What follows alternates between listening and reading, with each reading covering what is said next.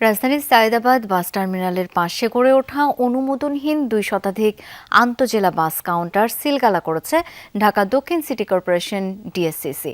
বুধবার দুপুরের দিকে এই অভিযান পরিচালনা করা হয়। সিটি কর্পোরেশন বলছে, অনুমোদনহীন বাস কাউন্টার পরিচালনার কোনো সুযোগ নেই।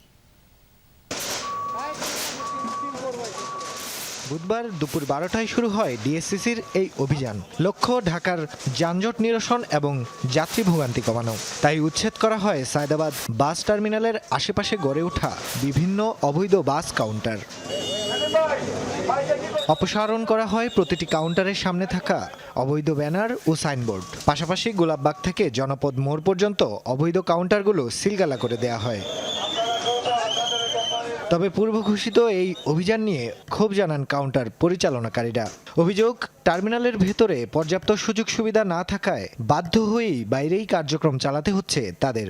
গাড়িগুলো রাখার মতো তো টার্মিনালের ভিতরে কোনো পরিবেশ নাই। কত তো কাউন্টারের যে স্টাফরা এরা কি করে খাইবে? কোম্পানি আছে মনে করেন 50টা, আপনার ভিতরে কাউন্টার আছে 20টা, তার 30টা কোথায় যাবে? বিভিন্ন হাজার হাজার গাড়ি আছে, এগুলো এখানে আটবে না। আগে স্ট্যান্ড ঠিক করুক, তারপর সে বাইরে যেখানে বলবে ওখানে যাবে। এদিকে সড়কে যানজটের জন্য রাস্তার পাশে গড়ে ওঠা এসব অবৈধ কাউন্টারকেই চিহ্নিত করেছে সিটি কর্পোরেশন। যে রুট পারমিট তো দেওয়া আছে যে সায়েদাবাদ থেকে খুলনা, আপনার তো এখান থেকে কোনো রুট পারমিট নেই, আপনি তো এখানে উঠতে পারবেন না।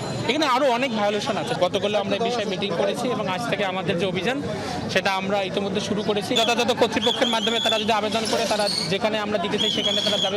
যানজট নিরসনে ভবিষ্যতেও অভিযান অব্যাহত থাকবে বলেও জানিয়েছে ঢাকা দক্ষিণ সিটি কর্পোরেশন। নাফিজ আলম চয়ন, যমুনা নিউজ, ঢাকা।